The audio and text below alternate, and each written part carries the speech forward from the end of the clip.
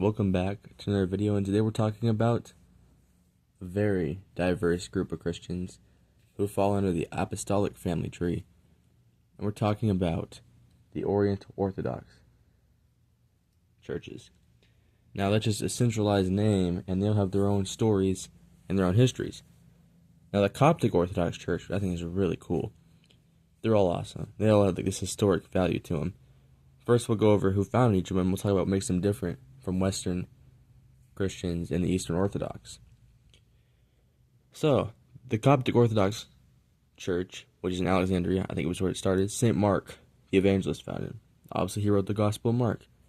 And the Syriac Orthodox Church in Syria was founded by St. Peter, or traces its roots back to St. Peter, obviously.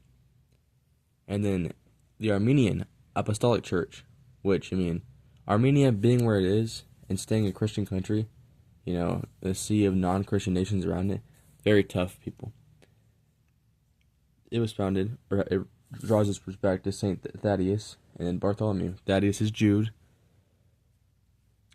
And then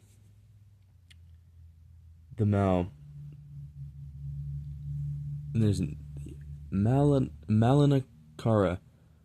Orthodox Syrian Church in India, which is where St. Thomas the Apostle brought it to.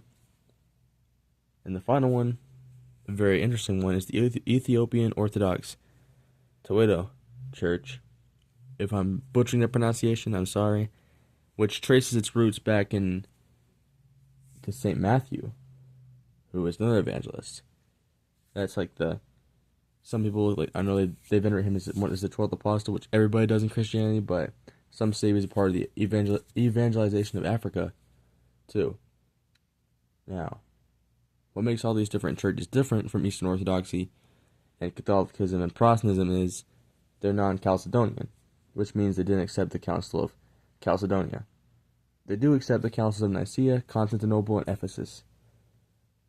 And the big difference is they believe in Miaphysis, where they believe Christ has one united nature, both fully divine and human, without separation, while Chalcedonian Christians believe in two distinct natures, but still one person. I know it sounds kind of similar, but it was a big difference. And I believe they split off from the rest of Christianity and right when that council was around 454.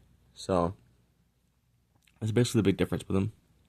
But there's just so much incredible history with each of those churches, and I recommend you go try one out. There's probably one around me in some big city, so maybe one day I'll go check it out myself. But it's really cool learning about all these older branches of Christianity, because Eastern Christianity is so very interesting to learn about.